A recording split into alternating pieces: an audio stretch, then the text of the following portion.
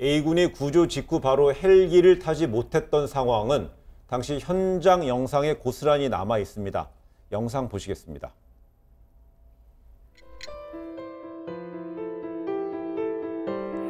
지금 익수자 한 명 올렸습니다.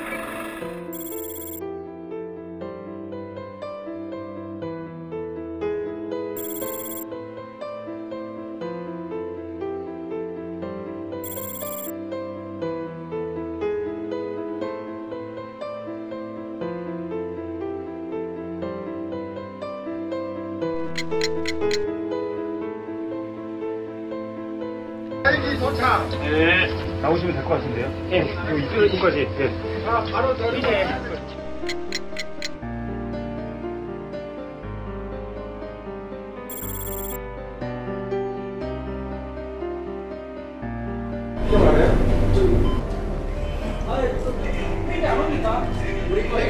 헬기로 옮겨야지. A쪽으로 오네. A쪽으로 오네.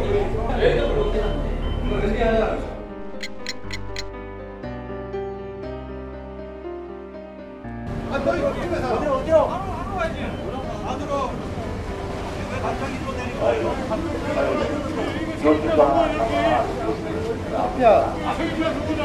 현장에 있어가지고 위에서 지휘부에서 했는데 현장에 있어가지고 저희도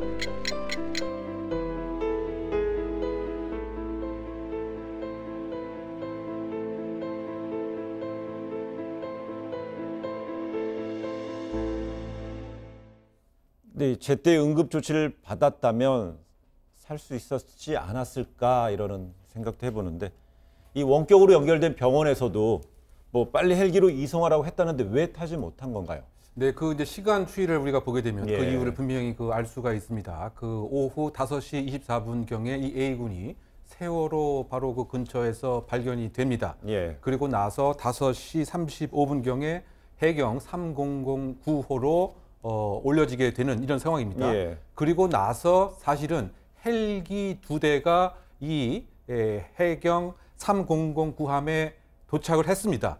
그런데 이제 문제는 첫 번째 도착을 한 그 헬기 안에 이 A군이 탄 것이 아니고 김수현 서해 해경청장이 타고서 5시 44분에 떠나게 된 것이고요. 예.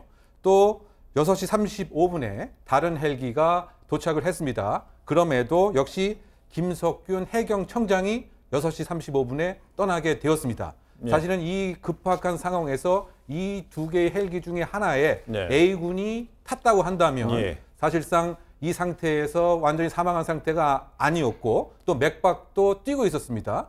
산소 포화도도 불안정하긴 합니다만 69%가량 있었기 때문에 예. 사실은 신속한 이송이 있었다라고 한다면 생존할 가능성이 상당히 예. 크다. 이런 점에서 상당히 안타까운 대목으로 생각됩니다. 이제 지금 저희 화면 준비했던 화면이랑 이제 헬기 세대에 대해서 각각 시각에서는 약간 좀 이제 시간 설명하실 때 이제 그거만 앞뒤로 이제 바뀌셨는데 이 영상을 보게 되면 현장에 있던 해경들도 이 왜 배로 옮기는지 이유나 상황을 제대로 알지 못하고 되게 어리둥절하는 상황이 좀 들리고 있잖아요. 네, 그 영상의 그 얘기를 들으면 사실 예. 그 현장에서 어떤 일이 생기는 거는 현장 책임자와 현장 실무자가 제일 정확합니다. 예. 그래서 지금 빨리 지금 헬기로 옮겨야 되는데 지금 어떤 일이 벌어지고 있느냐 이게 상당히 당황하는 이런 그 내용들이 나오고 있습니다. 그러다 보니까 반대쪽 얘기해서 이것은 지휘부의 뭐 지시사항이기 때문에 방송이 나와서 피종으로 이동한다 예. 이렇게 얘기 나온 것이죠. 그래서 예. 이것을 추정해 봐서는 원칙과 실무적 감각에서는 당연히 헬기로 이송해야 되는데 갑자기 이 상황이 바뀐 것으로 이제 판단이 되는 것이죠. 예.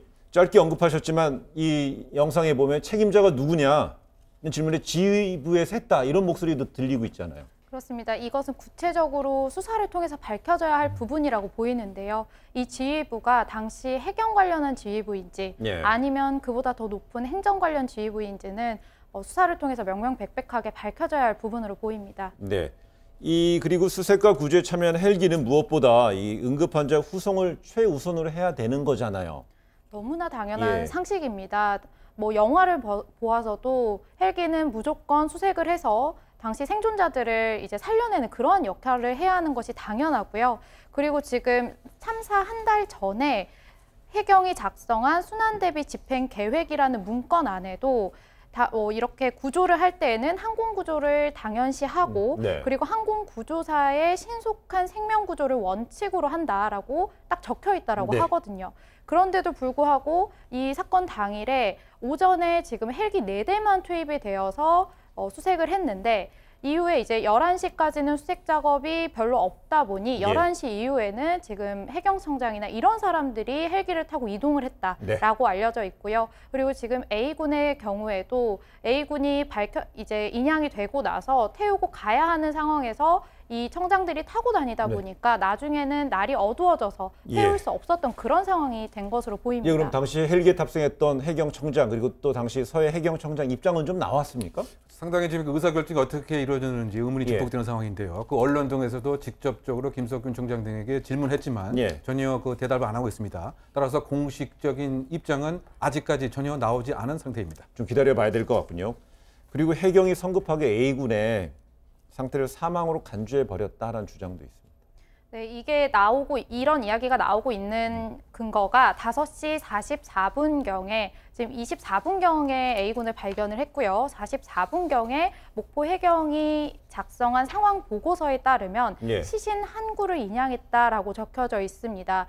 이 이유가 당시 인양을 막 하고 나서는 산소 포화도 자체는 0%였다고 합니다. 그런데 당연히 지금 차가운 바다에서 오래 있었다 보면 산소 포화도나 맥박에 있어서는 문제가 발생할 수밖에 없는 상황이고요. 네.